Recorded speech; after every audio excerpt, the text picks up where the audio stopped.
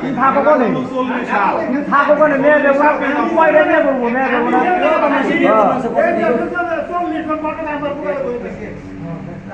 গরম না ঘোরা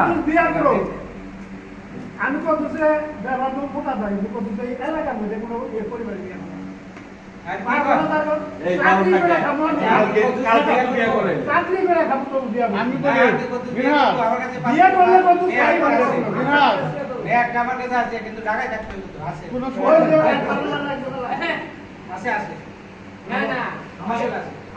আমি 14 বছর আমার শাশুড়িকে আমি বাদ দিচ্ছি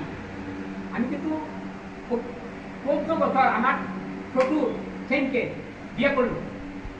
আমার কাছে আমি বড় যাবে আমার সেটা আপনার তবে